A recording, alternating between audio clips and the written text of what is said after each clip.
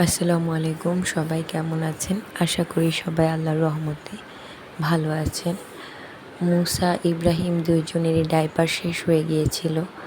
তোর বাবাকে বলেছি ছোট প্যাকেট আনলেও হবে। তো ebony ডায়পারটা খুবই ভালো। তারপর আমি টুইঙ্কেল, ebony এগুলো একটু ব্যবহার করি, নিউ কেয়ার।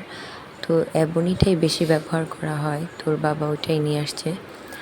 আর এটা মাথার তেল।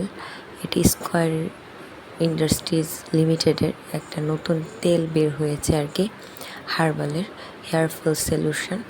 তো মায়া ট্রু হার্বস, মানে এখানে অনেক প্রাকৃতিক উপাদান আছে।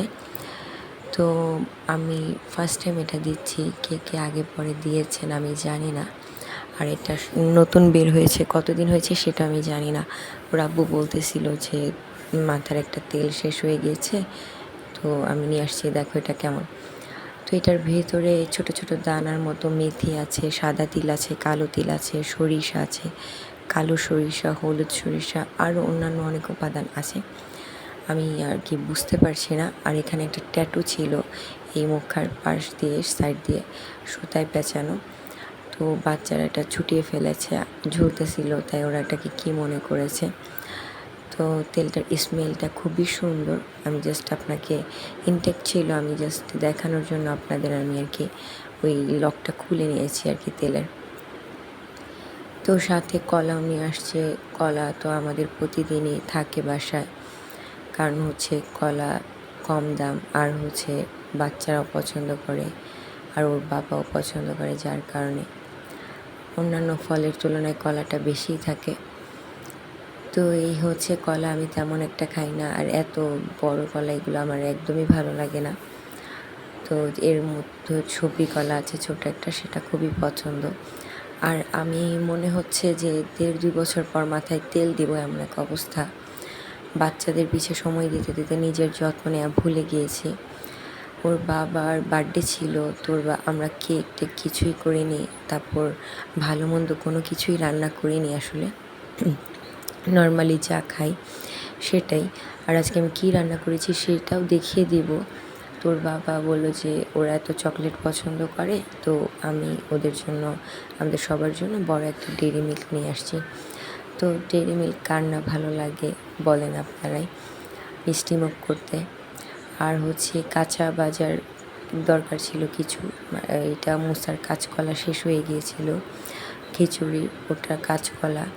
আমাদের কাঁচকলা সবজি দিয়ে বা কোনো কিছু দিয়ে তেমন একটা রান্না করা হয় না। আর করলা ভাজি করলেও কেউই খেতে চায় না। তো আসলে সব কিছুই দরকার আমাদের শরীরে, সেটা আমি অনেকবার ভিডিওতেই বলি। আর এই ঢ্যাঁড়স ভাজি করব। তারপর এটা পটলটা ভাজবো বা অন্য কোনো সময় রেখে দেবো, এরকম আর কি। তো এই আমি সেটাও দেখিয়ে দিচ্ছি যে কী কী নিয়ে আসা হয়েছে। তারপর আমি রান্নার কাজে চলে যাব, আপনাদেরকে দেখিয়ে এগুলো সব রেডি করে নিব, বাকিগুলো ফ্রিজে রেখে দিব। ঢ্যাঁড়স ভাজি করব, টমেটো, পেঁয়াজ, কাঁচামরিচ, তেল। ভাত হয়ে গিয়েছে। আজকে আমি রুটি বানিয়েছি, রুটিগুলোকে ঠান্ডা করে নিয়েছি হালকা ছেঁকে। এখন আমি একটা আটার প্যাকেটে এগুলোকে ভরে নেব। আমি রুটি কীভাবে সংরক্ষণ করি সেটাও আমি আপনাদের অনেক আগে কয়েকটা ভিডিওতেই দেখিয়েছি। তারপর এটা আমি রেখে দেবো ফ্রিজে। আর লাউ ডাল রান্না করব, তো অল্প করেই রান্না করছি, অল্প একটু লাউ ছিল ফ্রিজে। কয়েকবারই আমি লাউ ডাল রান্নার ভিডিও দিয়েছি কীভাবে রান্না করি, তো আজকে সেটা আর দিইনি।